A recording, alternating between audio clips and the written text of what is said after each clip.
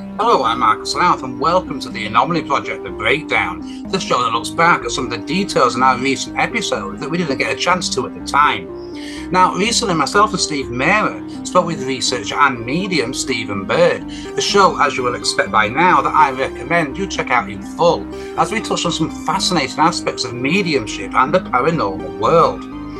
Now, we spoke a lot about Stephen's ability as a medium, as well as the differences between a medium and a psychic. Here is Stephen speaking about that a little bit here. A medium is basically we're a transmitter from spirit. So we have, well, there's different types of mediums, but I suppose, but the spiritual medium that works with spirit is basically the transmitter from the spirit world to the earth. So we can connect to the higher side of life and then pass messages of hope and healing and love and etc. to people that need it most. But the thing is about being a medium, it opens up so many different ways of looking at things and so many wonders that I've only just scratched the surface after 7 years. So I've been a medium for probably 5 or 6 years. Started in 2017, and I went to a spiritualist church in Stirling, which I ended up being the vice president of late, but now I'm not. But that's another story. And that's where I suppose that's where I was taught how to basically tune in. I had a feeling from when I was quite young that I was a little bit different. In fact, quite a lot different, if the truth be known, because I saw a lot of strange and weird things when I was younger. And it was only in the last sort of 5 to 10 years when I realized that I know I am a bit feeling a little bit different. And it's basically because of my mediumship. I don't know if you guys know the difference between a psychic and a medium. There's a feel free to let us know on that, please. A psychic will work with auras and energy and the person themselves, but they can't connect to spirit. A medium will actually we've got a direct phone line to spirit. So we can do the psychic bit, we can read auras and energy and stuff like that here, as a psychic can, but we can also connect in another dimension. So it's a different type of psychic ability, and there's far more to learn as far as I'm aware, and so many layers to get through before you. Now here would perhaps be a good time to look at psychics, and specifically here, those who have seemingly used this remarkable ability to assist authorities in solving crimes, including murder. Now, we should point out that few, if any, police forces will admit to using such people in an effort to advance an investigation, but it is all but certain that, on occasion, investigators will turn to those with psychic ability, if only behind closed doors. And there is obviously no bigger crime than murder. One particularly intriguing, if grim, case began unfolding on the afternoon of July 5th, 1993 near Ann Arbor, Michigan, when Kenneth Norton reported his stepdaughter, Tabitha Horn, missing. He claimed he had left her in his car outside a convenience store while he went inside, and when he came back, she was gone. Now, although the police were suspicious of Norton, there was no evidence they had anything to do with the girl's disappearance. Ultimately, they had few leads to go on. Several days after the report, a known psychic, Elizabeth Mahan, contacted the police claiming she had information for them. She claimed that in her mind's eye, she saw a bright green object near a well in the woods. Although they were perhaps skeptical, they explored the possible locations that could have matched Elizabeth's description, and eventually they believed they had found it. In a clearing in woodland around 2 miles from Tabitha's home, police discovered a bright green car seat, and beneath this, they discovered a shallow grave in which was the dead girl's body. Norton was ultimately charged with the young girl's murder and sentenced to 35 years in prison. He was released in 2013 after having served 19 of those years. Just how much Elizabeth Mahan assisted investigators perhaps remains open to debate, but it is certainly an intriguing case. It's also worth our time exploring the apparent psychic abilities of Gerard Croisset, who seemingly assisted with several high-profile cases almost 3/4 of a century ago. In 1949, for example, he was given a tobacco box and a blanket that had been found at a crime scene by police in anticipation that he might be able to offer some information, and he did. He not only matched the tobacco box to its owner by name, but stated the blanket had been used to abduct someone, and it turned out the police were indeed investigating an abduction and assault of a young girl. The information led to the arrest of 2 brothers who were ultimately found guilty of the crimes. Jacques Broussais had many other similar cases, but one of his most famous was made in 1961 regarding the murder of a 4-year-old girl in New York. From his home in the Netherlands, he not only led police to her body, but also managed to provide a detailed enough description that led police to arrest her killer. Now, whether psychics do have the ability to help police and solve crimes remains open to debate, and these are just 2 instances that we've highlighted here. There are, though, many others on record, and it certainly should give us a lot to think about. Now, another subject we also touched on was reincarnation, and whether people might have lived before. Let's remind ourselves of that conversation. I mean, as an example, I've been here twice before that I know of, and I don't want to spoil it for people if they want to buy the book, because it's quite a good one. Good story. No spoilers. I don't want to spoil the book for anybody.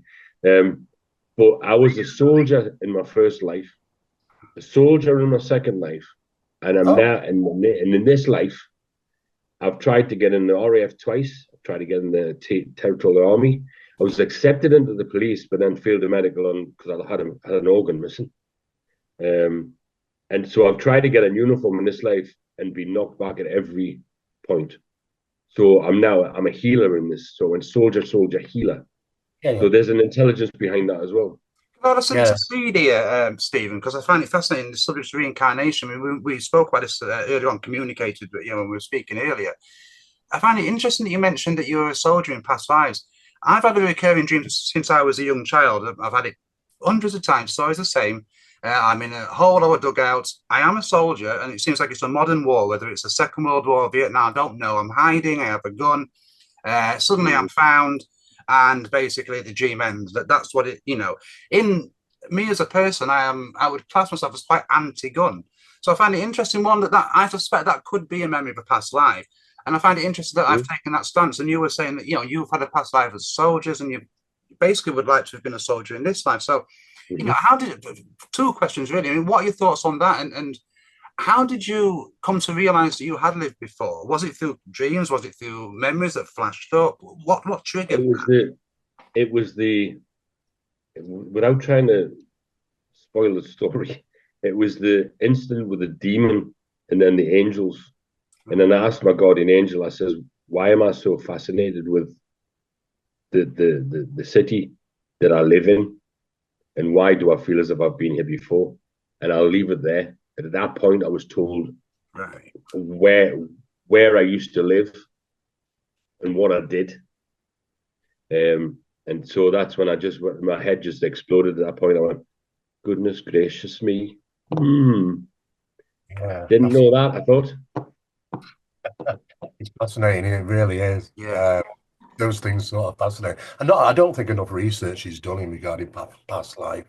Certainly, you don't need to research it. Deja vu is a perfectly good explanation for past life. Yeah, I can believe that. I've had those a few times in places where they look familiar. You've been there before. I've never been. Yeah, because you have. Yeah. The thing is, when your body has to eventually let go of your soul, that's the rule. The body lets go. The body knows when it's going to die. The soul and the body, they have a contract. One lets go, the other. When you go back to spirit, you remember the life you were in, but when they put you back, you forget everything before. Yeah, I think that's because you have to, each life that you take, you have to learn from your mistakes. And I think they put you back in a way. This is my personal thoughts and the thoughts of many, many, many mediums, because that's what we're told from spirit. That's the kind of thing. I don't know how you live in this life will dictate your next one. Whatever you do in this life must be paid for when you return to spirit. So, which is where you get your heaven and hell from. hell doesn't exist, but it is a hellish existence if you're a bad person. When you go to spirit, you instead of turning left, you turn right. Now, the concept of reincarnation has been with humanity for eons, with some cultures embracing it, while others, perhaps particularly during the years of the Inquisition, declaring such notions as heretical. While there are many today who dismiss the notion of reincarnation as nothing more than wishful thinking at best, the fact is there are multiple examples on record of people who genuinely appear to recall a life lived before their current one. Just one person who declared that the study of past lives should be taken much more seriously was Carl Sagan. He stated that he was aware of many children who had offered details of a past life that had then been verified as highly accurate. Ultimately, the only explanation for these respective children having access to such information was reincarnation. It is also widely known that most past life recollections come from young children who then tend to, although not exclusively, stop having such recollections as the experiences of their current life seemingly drown out such memories of a life lived before. Another researcher into past lives is Jim Tucker, who documented and studied multiple cases, and he came to several more intriguing conclusions. Perhaps the most notable, that around 70% of people who could recall a past life had undergone an unnatural death in that life. Essentially, they had perished in a tragic accident or they had been murdered. Another intriguing detail that Tucker offered was that quite often a person who had met such an unnatural end and who could recall a past life often had a birthmark that matched that demise. For example, if they had been shot or stabbed in a previous life, they very well would have a birthmark in the same place as that fatal wound.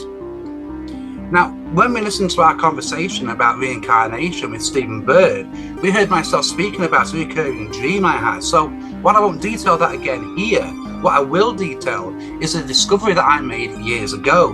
Now, during my teens, I made the decision to shave the back of my head, and the reasons for doing so remain undiscussed here. When I did, I discovered that I had a roundish birthmark on the back of my head, something I was previously unaware of. Now, given my dream of being in some kind of conflict and how it suddenly ended, when I began researching the paranormal world and discovering this particular fact, the memory of that birthmark and the recurring dream came flooding back to me. Was this a recollection of a past life that ended very drastically and suddenly? Whatever the truth, there are many other accounts on record that are beyond interesting and very much worth looking at briefly here. Arguably one of the most well-known and interesting potential cases of reincarnation is that of James Leninger, who from the age of 3 in the early 2000s appeared to be able to recall a past life as a Second World War fighter pilot. From an early age, James had been obsessed with such planes from World War II, even though he had no knowledge or comprehension of such a conflict. Moreover, he possessed detailed information on the inner workings of such planes, being able to break the plane down to the level of an experienced pilot. He would, though, also suffer intense nightmares, ones where he claimed he was in a burning plane heading towards the ground. Now, eventually, he managed to explain that he was the pilot in that plane for real in a past life, and they had been shot down by Japanese forces. He even named the boat he was based on, the HMS Natoma, and when his parents began researching his claims, they discovered that such a boat had been deployed in the region during the Second World War. Even more remarkable though, when a picture of the crew that had served on that ship during the war was shown to James, he was able to point to the person he claimed he had once lived as, US Navy pilot James Houston, and records show that a James Houston had indeed perished during engagement with enemy fire.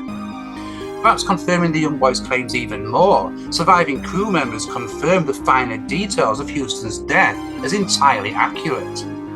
Now, another intriguing case of a young child recalling a past life is that of 5-year-old Luke Ruhlman, who ultimately was able to recall a past life in downtown Chicago several years earlier. Now, Luke's mother, Erica, began to notice that her son often mentioned the name Pam, and so one day she asked who Pam was, and to her surprise, Luke stated that he was Pam, but he had died.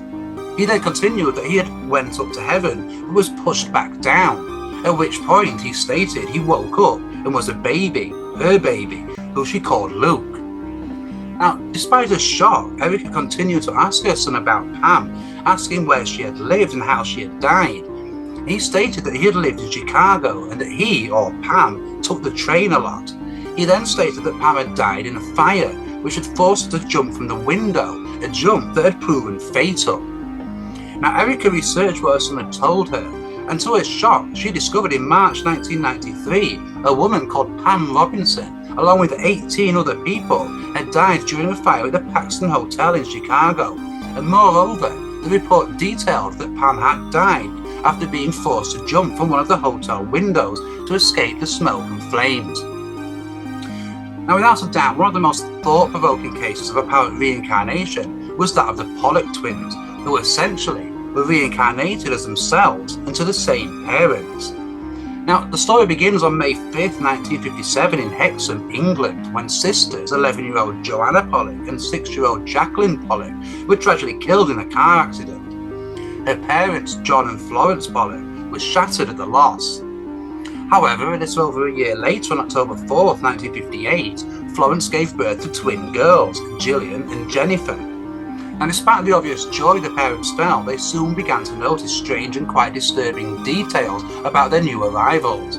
Jennifer, for example, had birthmarks on her forehead and waist in the exact same positions that Jacqueline had scars.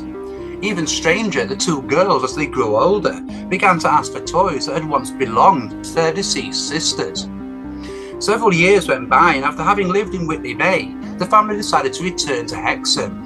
Now, although they had never seen it or even been there before, the two girls recognised and detailed the town as if they had lived there their entire lives. Perhaps the most ominous detail, however, was the two girls' reaction whenever a car approached them, one of terror and absolute panic, perhaps because it triggered memories of a tragic and terrifying end. Now, these are just some of the many cases of reincarnation that are on record, and that is without including claims from people who claim to be able to recall a past life not only in another time, but on another planet and as another entity altogether. Now, we'll return to some of these claims in a future episode. We might ask, though, if reincarnation is real, and each of us have lived and will live again. We might ask what or who controls such things. Are these just random manifestations governed by the laws of the universe that we simply don't yet understand? Or is there a higher power or intelligence that oversees such reincarnations? Who is born where and to who? It certainly is interesting food for thought. Now, another interesting detail that myself and Steve spoke about in the recent Agenda show was the number of creative and talented people who claim to have received influence from strange and seemingly otherworldly sources. Now, here's myself and Steve speaking about this. They stand out. And this goes on throughout history as well. I mean, we've spoken about this before about, you know, Leonardo da Vinci, Nikola Tesla, people like that having like whispers in the ear and things like that.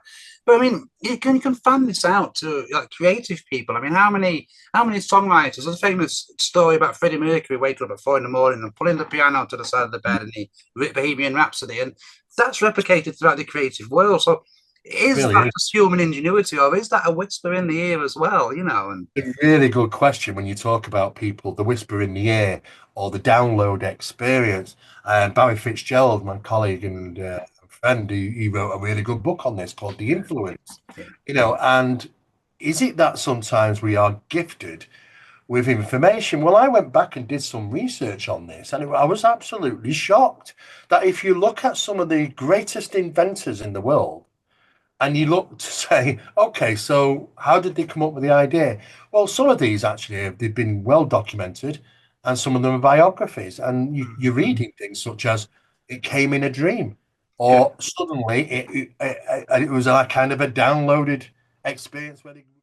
Now, this idea of a higher power or presence discreetly guiding humanity from the sidelines, as it were, and without, for the most part, their collective awareness of such guidance is an intriguing one, and for a variety of reasons, not least as it would force us to question how many of our thoughts are our own, and how many have been placed there by unknown forces, and in turn, the same could be asked of our actions. Ultimately, and at its most basic, the human mind operates on and through electrical signals that processes from its stimuli, sight, sound and touch, and then they send this information back out to the body as appropriate thoughts and actions. So given that many believe electromagnetic energies are important in understanding paranormal entities, It is perhaps not that much of a leap to suspect that this electromagnetic energy can alter thoughts and perhaps even emotions and perceptions. However, while it is perhaps understandable on one level that such people as Nikola Tesla or even Leonardo da Vinci might be used as conduits or catalysts to somehow progress humanity through their work, why would, as I mentioned in the Agenda show, such an otherworldly presence wish to influence such entertainers as Freddie Mercury, and we might presume other artists and writers? Could this be why there are so many alleged references to the September 11th attacks in modern films and television episodes, all of which were aired or filmed years previously? Were these some kind of warning that had been placed in the minds of people who would subconsciously place such details in their work and which would be viewed by the masses? And we should stress, while we should most definitely take such claims and theories with a pinch of salt, there are many, many examples to choose from. Perhaps the most famous of these is the Caution 911 sign seen in the Terminator 2 movie during one of the chase scenes in Los Angeles. Or there is a scene in The Matrix that shows Neo's passport, which is set to expire on September 11th, 2001. There is also a scene in an episode of The Simpsons that sees the family travel to New York. During one scene, Lisa Simpson is seen holding up a magazine that reads New York $9, with the Twin Towers alleged to represent the numbers 11. And these are just a handful of the examples that people have highlighted. An entire episode could be dedicated to exploring each and every one of these. If these were some kind of warning, does that suggest two opposing otherworldly intelligences looking to influence humanity?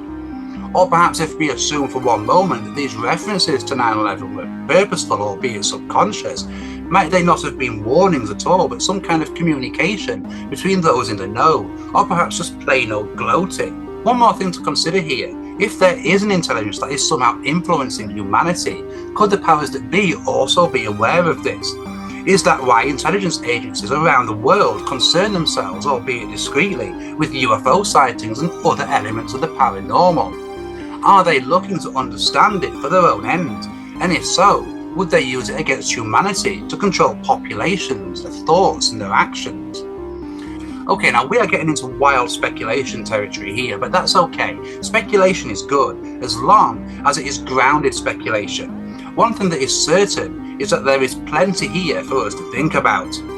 In the meantime, you can leave your thoughts in the comments and make sure you subscribe to our channel, follow us on social media, and check out the Anomaly Project podcast.com for further articles and updates. Until next time, goodbye and take care.